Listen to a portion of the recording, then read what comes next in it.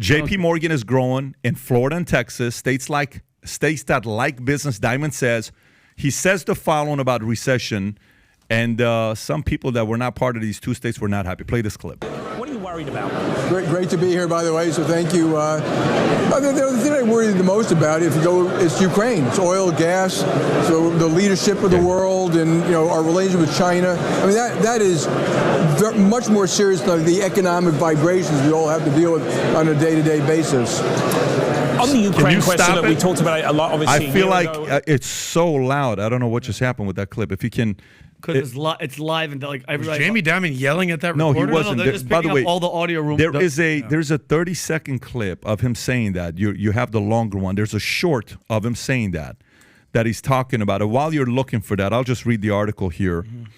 He explains the JP Morgan Chase is expanding in Florida, opening branches. We can hear you typing. Opening branches in a state that's seen an increased influx of Wall Street firms since the pandemic. We love Florida. We're growing in Florida, left and right.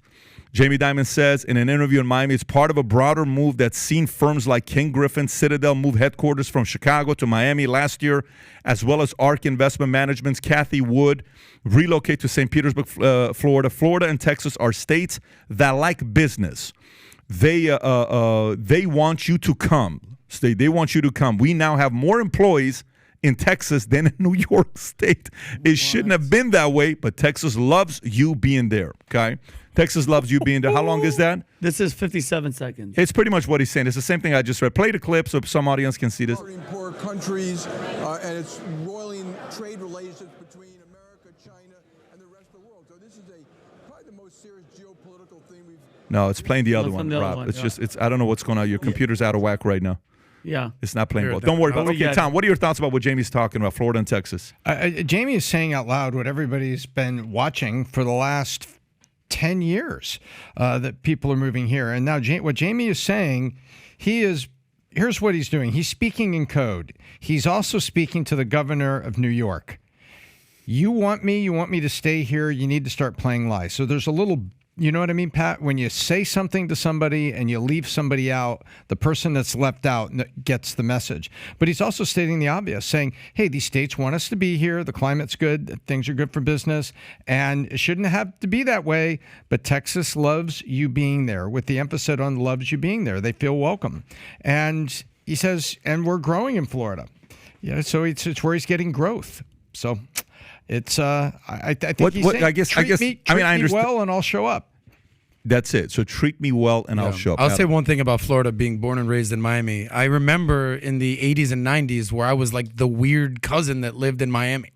Mm-hmm. Now it's not so weird. Now I'm like, it's cool to live in Florida, but it's kind of like bittersweet that our little secret, that our cat is out the bag here in Florida. A guy like Pat should have never lived in Florida. He should have been in California.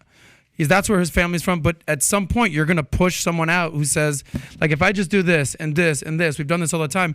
At some point, a guy like Pat is going to leave freaking California. A guy like Ken Griffin is going to leave New York. You saw that he was the number one hedge fund manager in the world, by the way. He made $44 billion. What's the number that he made?